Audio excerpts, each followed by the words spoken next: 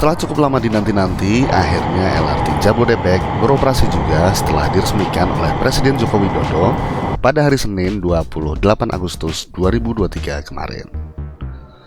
Dan seperti barang baru pada umumnya, kehadiran LRT Jabodebek ini disambut antusiasme warga yang ingin merasakan seperti apa pengalaman mencoba kereta ini beserta segala fasilitas pendukungnya.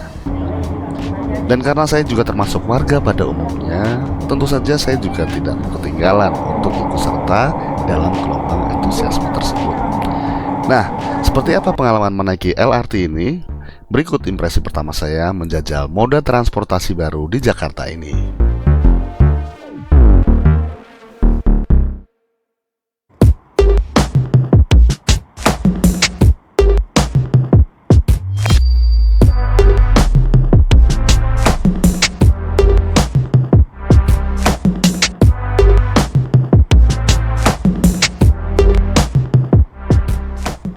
Saya memulai perjalanan dari Stasiun Harjamukti yang saat ini merupakan stasiun terminus dari LRT lintas Cibubur.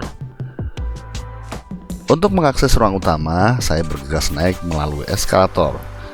Dan di atas saya mendapati suasana yang cukup familiar, mirip-miriplah dengan stasiun KRL maupun MRT.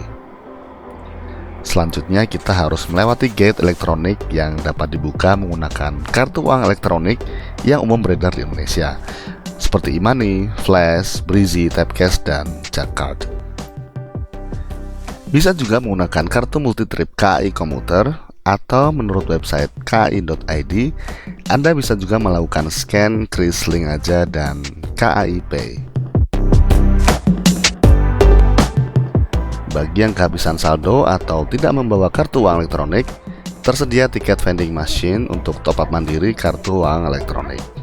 Atau kalau bingung pakai mesin, jangan khawatir, juga masih tersedia cara manual, yaitu loket penjualan kartu uang elektronik. Sekedar informasi, untuk saat ini hingga akhir September nanti masih berlaku tarif promo sebesar Rp5.000 yang berlaku flat, alias sama saja baik jauh maupun dekat. Nah, kalau sudah mengantongi kartu dengan saldo yang cukup, Anda bisa langsung tap kartu di gate, tunggu lampu indikator menyala hijau, dan selamat, Anda sudah bisa langsung naik menuju peron. Setelah berhasil tap kartu di gate, saya kembali menaiki eskalator menuju peron. Di atas rupanya sudah banyak juga calon penumpang yang menunggu di dekat pintu-pintu masuk yang telah ditentukan. Tidak perlu gelisah menebak-nebak kapan datangnya kereta, karena ada display yang menunjukkan perkiraan waktu kapan kereta tiba, juga waktu untuk kereta selanjutnya. Tepat pada waktu yang ditampilkan di display, LRT kami tiba. Setelah pintu terbuka, saya dan para penumpang yang lain bergegas masuk. Dan seperti apa kesannya?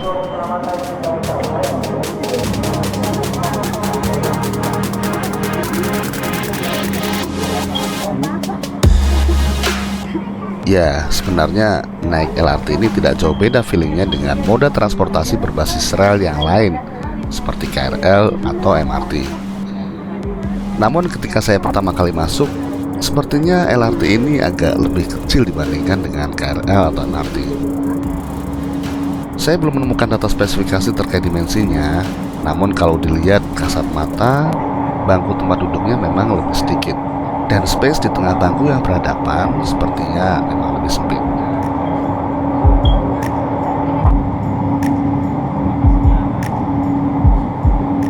Di beberapa media yang saya baca, sebagian orang mengeluhkan tentang pintunya yang dirasa terlalu rendah.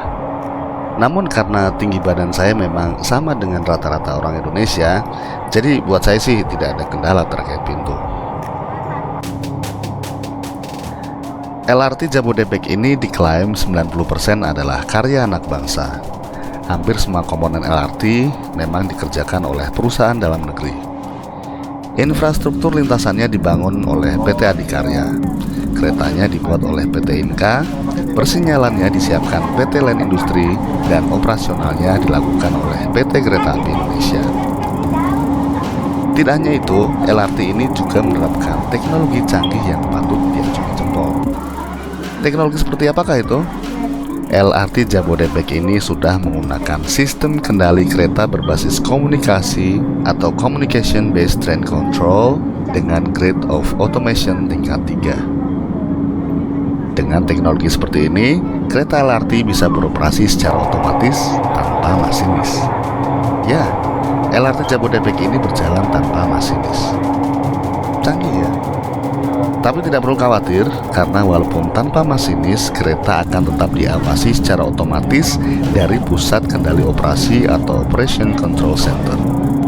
Selain itu, di dalam kereta juga bertugas train attendant atau petugas operasional untuk mengambil alih kereta secara manual apabila terjadi gangguan operasional.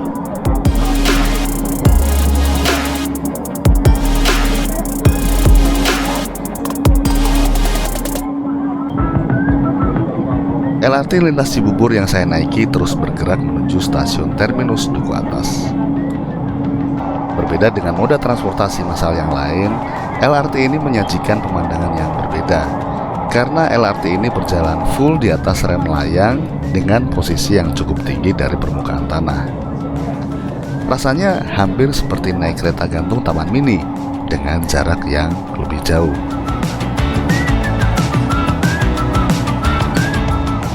Dari segi performa, yang saya rasakan dari kereta ini adalah akselerasinya ngebut. Sebenarnya secara spesifikasi, kereta ini hanya memiliki kecepatan maksimum 90 km per jam. Namun sesaat setelah kereta ini bergerak meninggalkan stasiun, seolah-olah gasnya langsung dibetot begitu saja hingga kecepatan maksimum. Akibatnya, pergerakan LRT ini terasa lebih lincah dari stasiun ke stasiun. Alhasil, dari Harjamukti ke Cawang ditempuh dalam waktu sekitar 20 menit saja.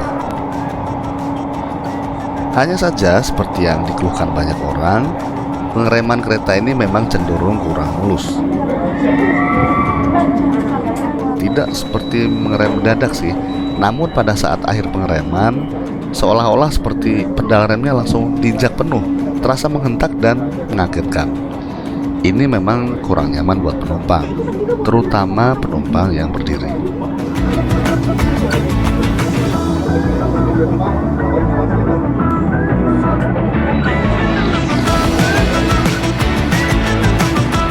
Di stasiun Cawang, saya turun dari kereta.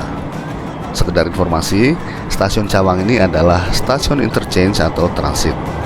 Jadi misalnya Anda berangkat dari Harjamukti hendak menuju ke Jatimulya atau sebaliknya, maka Anda harus turun di sini untuk pindah kereta. LRT Jabodebek ini memang ada dua line, yaitu line Cibubur dengan rute Harjamukti hingga Duku Atas dan line Bekasi dengan rute Jatimulya hingga Duku Atas. Kedua line ini bertemu di Cawang, sehingga apabila Anda hendak berganti kereta dari line Cibubur ke line Bekasi atau sebaliknya, maka stasiun Cawang inilah tempatnya. Tapi ingat, selalu perhatikan papan penunjuk arah dan pastikan Anda berada di peron yang benar agar tidak salah naik kereta nantinya.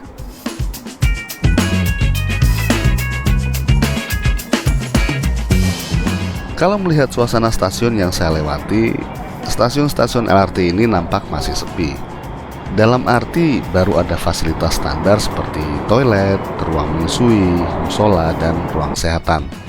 Belum terlihat ada convenience store atau lapak-lapak tempat jual jajanan.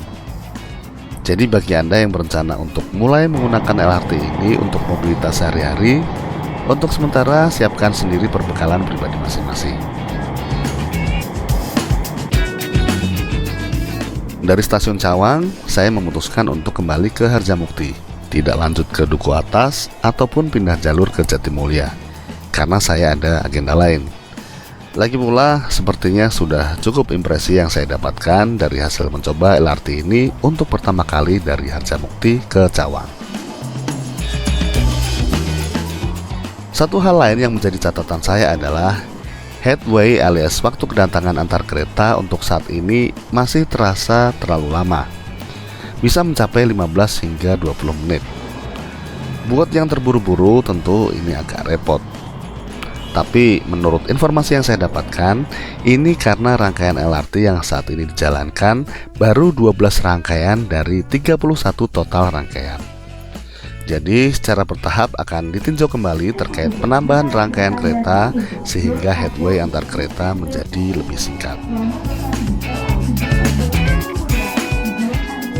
Jadi kesimpulannya, LRT ini bisa menjadi alternatif menarik bagi para komuter di sekitaran jalur ini untuk menuju tempat aktivitas sehari-hari di Jakarta. Untuk kenyamanan dan kecepatan, moda transportasi ini bisa diandalkan, asal tidak ada gangguan sistem. Kalau melihat beberapa kabar di media, nampaknya pengoperasian LRT ini masih diwarnai dengan beberapa gangguan. Walaupun pada saat saya menaiki kereta ini, semua lancar-lancar saja, tidak ada kendala sama sekali. Tapi bagi Anda yang berencana menggunakan LRT ini sebagai moda transportasi utama harian Anda menuju ke kantor, paling tidak ada dua hal yang perlu menjadi catatan. Yang pertama adalah harga. Saat ini harga yang diterapkan masih menggunakan tarif promo sebesar Rp5.000 flat. Namun setelah berlaku tarif normal, ongkos yang harus dikeluarkan untuk naik LRT ini adalah Rp5.000 pada kilometer pertama ditambah dengan Rp700 per kilometer berikutnya. Jadi kalau Anda tinggal di sekitar Cibubur dan kantor Anda di sekitar Duku Atas, maka ongkos yang Anda keluarkan bisa berkisar Rp25.000 sekali jalan. Belum termasuk ongkos transport tambahan bila Anda masih naik ojek atau angkot dari dan ke stasiun, atau ditambah ongkos parkir bila Anda membawa kendaraan ke stasiun. Nah, Anda bisa menghitung sendiri berapa rupiah yang harus Anda keluarkan per bulan. Termasuk mahal atau murah, itu relatif tergantung preferensi Anda masing-masing. Yang kedua adalah tempat parkir. Stasiun-stasiun LRT dibangun di atas lahan yang terbatas, jadi tidak mungkin untuk membangun lahan parkir. Tapi untuk memfasilitasi penumpang yang hendak menitipkan kendaraan, ada 10 stasiun LRT yang bekerja sama dengan pihak luar guna menyediakan kantong-kantong parkir. Nah, untuk tarif parkirnya saya belum banyak mendapatkan info. Namun ketika saya hendak ke stasiun Harjamukti dan menitipkan mobil di Taman Wiladatika, saya kena ongkos flat Rp25.000 sekali parkir.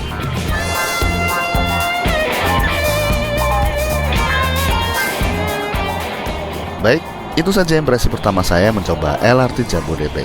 Semoga sedikit banyak bisa memberi gambaran bagi Anda yang juga berniat mencoba mode transportasi baru ini dalam waktu dekat. Kalau buat saya sendiri, LRT Jabodebek ini tentu bukan opsi utama saya untuk mobilitas sehari-hari ke kantor. Karena apa? Karena terlalu jauh dari rumah. Nah, bagaimana dengan Anda? Berniat beralih ke LRT? Atau Anda punya pengalaman menarik seputar LRT?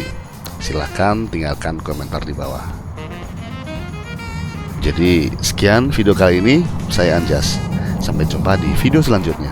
Wassalam.